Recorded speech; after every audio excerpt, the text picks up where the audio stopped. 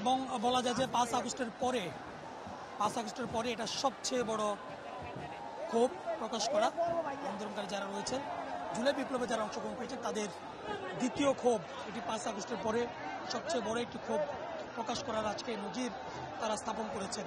এবং এটির প্রেক্ষাপট কিন্তু শেখ হাসিনার যে আজকে অনলাইনে যে বক্তব্যটি দেওয়ার কথা সেটিকে কেন্দ্র করে মূলত এটি ঘটেছে।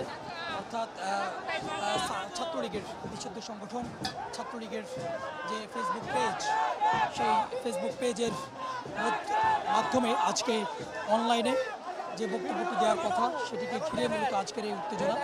এবং আন্দোলনরত শিক্ষার্থীরা বলছেন যে কোনো ক্রমেই যে পতিত আওয়ামী লীগের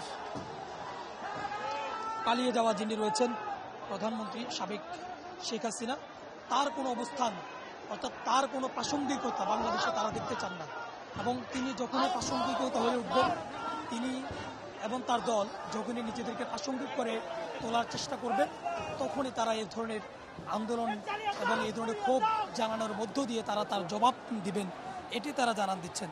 এবং সেই জন্যই আমরা দেখছি যে সোশ্যাল মিডিয়াতে যেভাবে ঘোষণা দেওয়া হয়েছে যে তিনি আবার আজকে অনলাইনে ভাষণ দিবেন, এবং তারই প্রেক্ষাপটে সোশ্যাল মিডিয়াতে ভিন্নভাবে তাকে প্রতিহত করার যে ঘোষণা সেটি কিন্তু দেওয়া হয়েছে।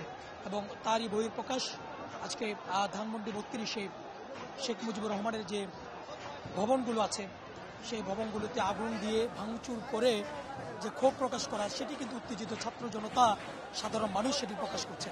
এবং